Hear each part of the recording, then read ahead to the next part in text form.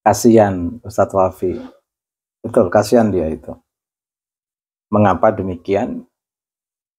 Karena sebenarnya dia itu ingin berbuat baik. Tentu kita akan mengapresiasi niat baik seorang putra mendem jero mikul dhuwur, kalau dalam bahasa Jawa itu. Anak itu ibarat bagi orang tua itu ngangkat tinggi, setinggi-tingginya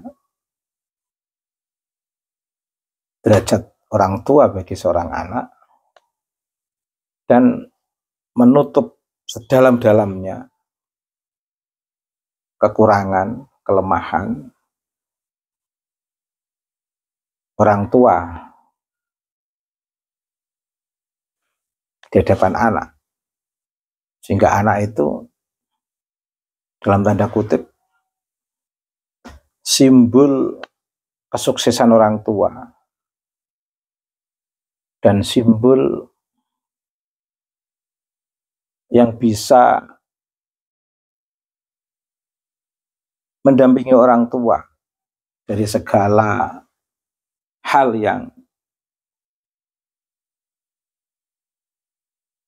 terkait dengan kekurangan dan kelebihan orang tua di tengah masyarakat, di hadapan Allah. Itu peran anak itu secara simbolik disimbolkan sebagai sosok yang mendem jero mikul dhuwur, mengangkat derajat orang tua sekaligus menutup rapat segala kekurangan orang tua. Itu anak.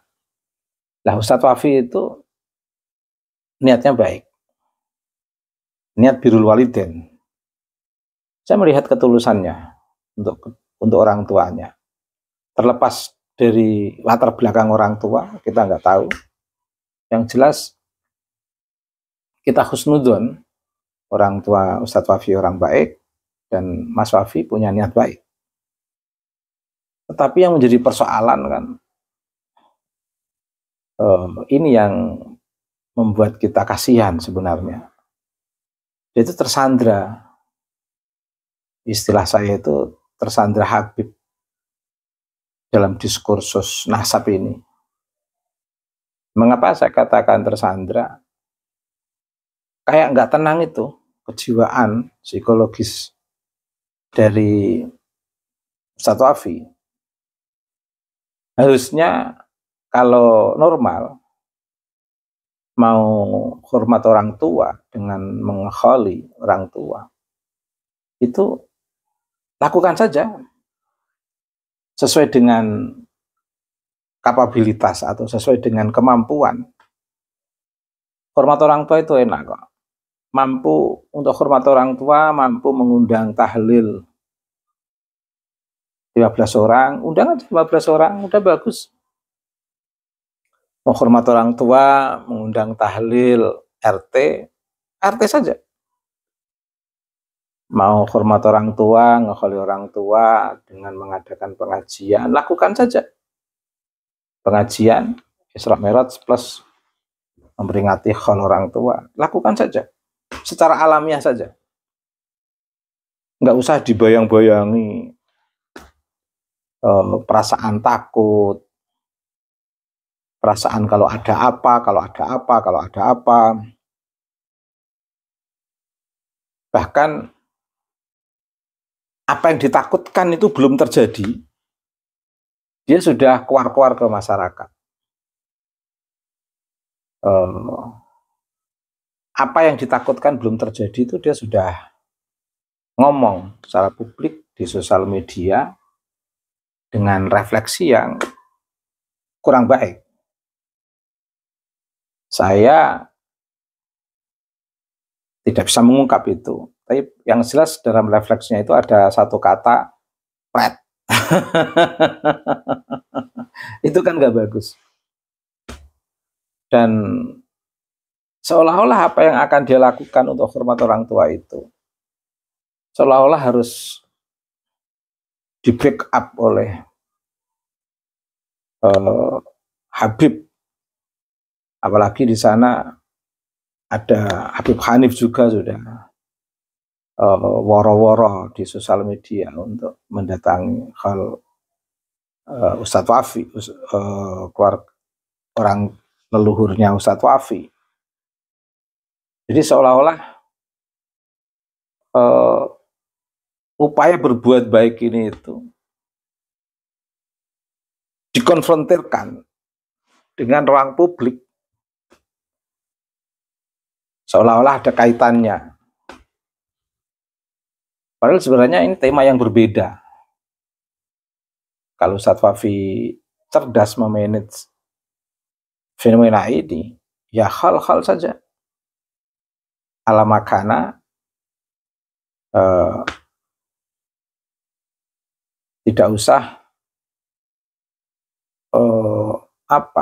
mengait-ngaitkan upaya hormat orang tua dengan diskursus nasab. Sehingga ini persoalan yang berbeda sebenarnya. Persoalan yang berbeda.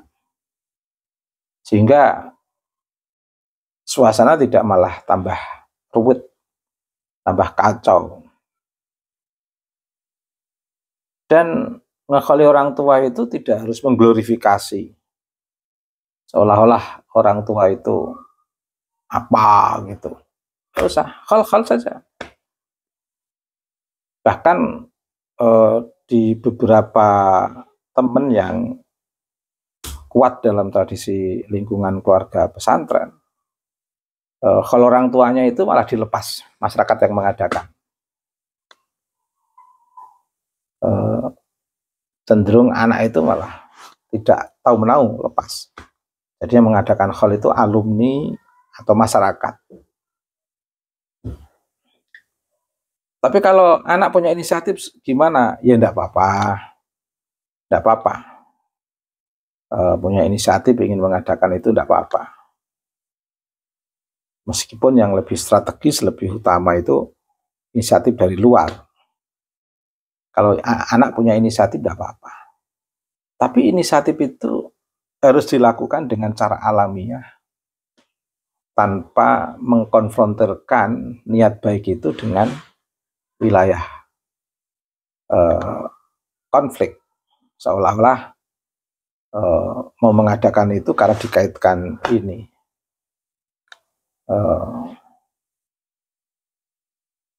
atau itu sudah by design. Ustadz Wafi, saya nggak tahu, sengaja ingin mengglorifikasi suasana hal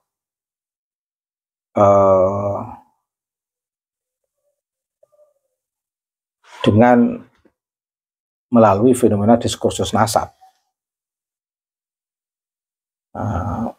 sehingga memiliki dampak sosial melalui post-truth sebagai bagian daripada meramaikan legitimasi Ustadz Wafi dalam diskursus nasab sebagai sosok yang memiliki latar belakang orang baik misalnya. Saya nggak tahu kalau arahnya ke sana.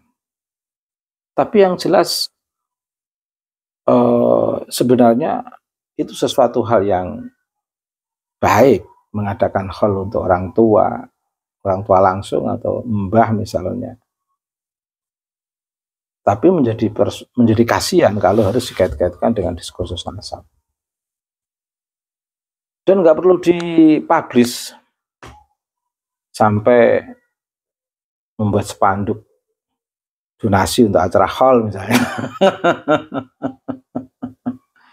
Di spanduk minta donasi untuk hall misalnya. Ini kan juga tidak menyelesaikan persoalan, malah menambah persoalan baru. Jadi akhirnya tersandra kan. Nah, dan memang kedekatan dengan para habaib itu memang memiliki konsekuensi yang memang agak sedikit dramatis terkait dengan beberapa kegiatan keagamaan, tidak bersifat alamiah. Tidak bersifat alamiah. Nah, paling tidak ini sebagai perenungan. Perenungan kalau ingin berbuat baik saja. tidak usah dikait-kaitkan dengan sebuah fenomena diskursus publik, sehingga ada wilayah diskursus yang memang harus berjalan, ada kebaikan-kebaikan yang lain, biarlah berjalan dalam konteks yang lain. Itu. Ini sebagai pelajaran. Ustadz Wafi itu sebagai pelajaran fenomena efek selalu mengait-ngaitkan eksistensinya atau keberadaannya dengan jasa yang sekarang ini nampak dirasakan oleh Ustadz Wafi di tengah kalangan habaib. Tapi paling tidak ini kan juga berkah tesis keiman. Ustadz Wafi menjadi lebih berarti, bermakna, setingkat robitoh yang punya konon catatan yang paling valid dan paling absah dalam pencatatan nasab, yang ternyata dalam diskursus nasab ini harus Ustadz Wafi yang menjawab. Jadi kaget Robito. Pencatat nasab, di situ ada maktab daimi, pencatatan nasab, tapi nggak punya nasabah. Nasabah dan sejarawan itu sama statusnya. Orang-orang yang nggak boleh meninggalkan syuhra wal istifadhah. Orang-orang yang tidak boleh meninggalkan data sezaman.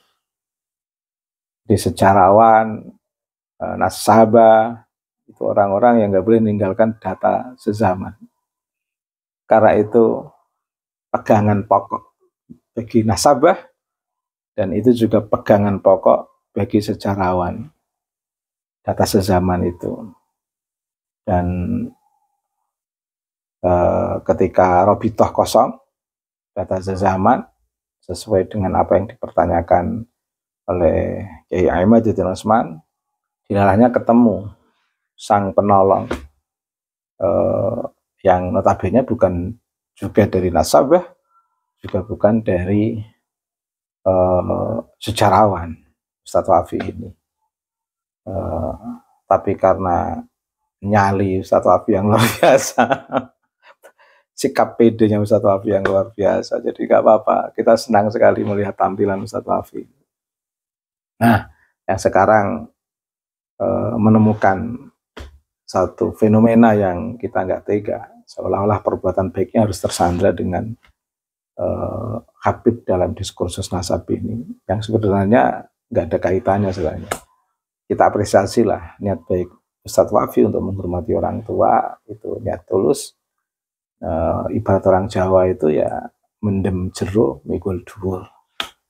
Ya, fenomena ini yang paling menarik itu bagaimana Ustadz Wafi itu low profile, untuk mencoba tidak mengaitkan antara diskursus nasab dengan niat baiknya hormat orang tua. Terlepas latar belakang orang tua Ustadz Wafi, kita nggak mau tahu, tapi yang jelas dari segi perbuatan seorang anak untuk hormat orang tua atau mbah, itu adalah perbuatan yang baik. Cuman yang di apa ya, yang disayangkan, Ustadz Wafi harus mengaitkan ini dalam sandra diskursus nasab ini. Dan apalagi kalau glorifikasi acara yang akan diramekan ini itu tidak sesuai dengan realitas di lapangan, antara glorifikasi Habib Hanif dan kawan-kawan untuk membesarkan acara Ustadz Wafi di satu sisi, di sisi lain ada sebuah realitas yang sebenarnya tidak bisa kita ungkap dalam forum ini. Yang jelas kita apresiasi niat baik Ustadz Wafi untuk hormat orang tua, tapi sekaligus juga kita memberikan masukan untuk tidak mengaitkan sebenarnya antara perbuatan baik itu dengan diskursus nasab. Karena nanti ini akan menjadi pelajaran bagi yang lain sebagai sebuah fenomena yang sebenarnya tidak perlu terjadi. Tidak perlu terjadi. Oke, Ustadz Wafi, apapun hasil yang akan dilakukan, tidak perlu dilebih-lebihkan dalam diskursus nasab ini. Kalau niat baik, berbuatlah baik. Insya Allah akan ada jalan keluar. Terima kasih.